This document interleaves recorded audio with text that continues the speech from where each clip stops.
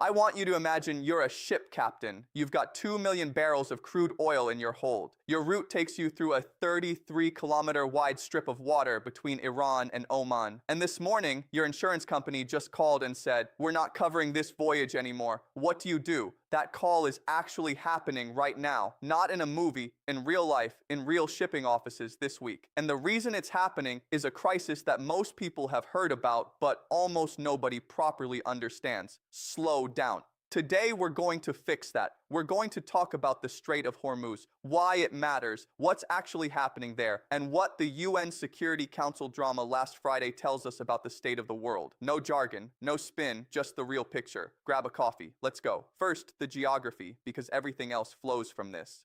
The Strait of Hormuz is the narrow channel connecting the Persian Gulf, where Saudi Arabia, Iraq, Kuwait, the UAE, Qatar, and Bahrain all pump their oil to the open Indian Ocean and the rest of the world. Here's the number I want you to remember. 20%, roughly 1/5 of all the oil traded globally, passes through this one corridor. Not 1/5 of Middle Eastern oil, 1/5 of global oil, and the actual shipping lanes are just 3 kilometers wide in each direction. 3.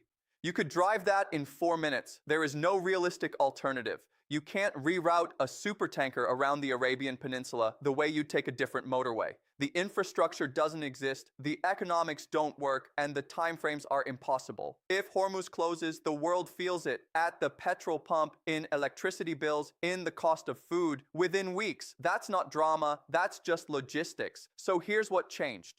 On February 28th, the United States and Israel launched strikes against Iran. I'm not here to argue whether those strikes were justified. That's a genuinely complex question, and it deserves its own video. What I want to focus on is what happened next. Iran responded by all but closing the Strait of Hormuz. All but is doing a lot of work in that sentence, so let me unpack it. Iran didn't physically blockade the strait with ships or chains. What it did was make the passage so dangerous, through threats, naval maneuvers, and the very real risk of confrontation, that commercial shipping companies stopped sending their vessels through. Insurance won't cover it. Captains are refusing. The effect is identical to a blockade, without Iran having to formally declare one. Iran has threatened to close Hormuz before, in 2008, 2011, 2018, 2019. This is the first time the threat has actually translated into a near shutdown of commercial traffic. That distinction matters because it changes what the international response looks like. Enter the United Nations Security Council. Bahrain, one of the Gulf states most economically battered by this virtual blockade, brought a draft resolution to the table. The resolution called for authorizing defensive force to protect shipping through the strait. The U.S. backed it. The Gulf states backed it. And then the vote was postponed. No new date, just postponed. Raise an eyebrow at camera. If you're wondering why, the answer is Russia, China, and France, all of whom had objected to earlier drafts. And before any of this even reached a vote, Iran's Foreign Minister Abbas Araghchi went in front of cameras and issued a very direct warning. Any provocative action by the Security Council, he said, would, and I'm paraphrasing closely here, only complicate the situation. That is a government, publicly, warning the world's most powerful diplomatic body not to act.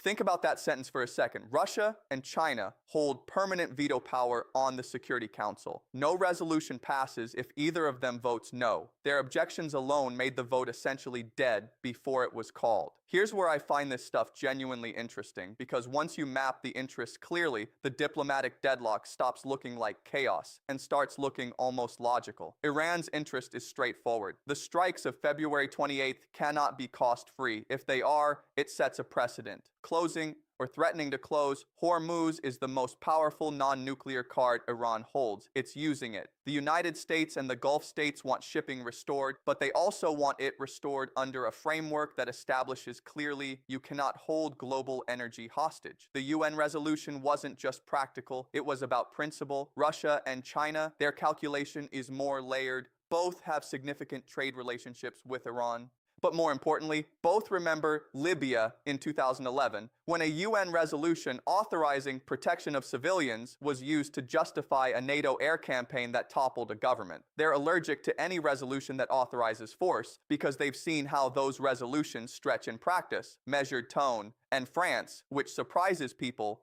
France has historically played a quiet mediating role in Iran nuclear negotiations. Objecting to the draft may be France's way of keeping one foot in Tehran's door. This is not a simple East versus West story. Every actor here is managing at least 3 separate relationships at once. That's why it's so hard to resolve. I want to take a moment here that you won't see in most coverage because I think it's the most important part of this story. The countries most harmed by this crisis had nothing to do with the February strikes. Japan didn't launch the strikes, South Korea didn't, India didn't, half of Europe didn't.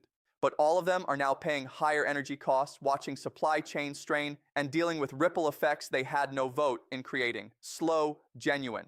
That's the quiet tragedy at the center of most geopolitical conflicts. The costs are distributed far beyond the people who made the decisions. The person filling their car in Seoul this week is paying a price set in Washington and Tehran. That's worth sitting with because it's not abstract. It's just true. And Iran's position, whatever you think of its government, is not irrational from inside Iran's own logic. A country that was just struck by 2 foreign militaries is being asked by those same militaries to sit quietly while the UN considers authorizing more force near its coastline. You don't have to agree with the response to understand why the offer wasn't warmly received. 3 scenarios. Where this goes from here. So what actually happens next? Honestly, 3 paths. The most likely, a quiet off-ramp.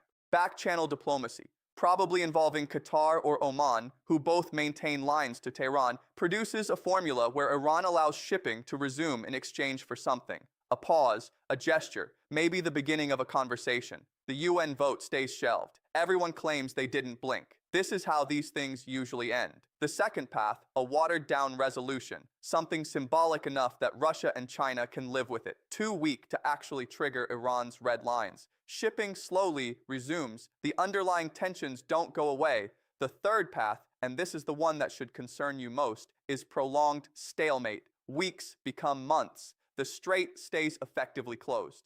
Global energy markets start repricing around a world where Hormuz can't be relied upon. That's a structural shift, not a temporary crisis. And it accelerates everything.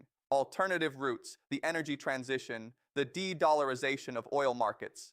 Bigger changes than most people are ready for.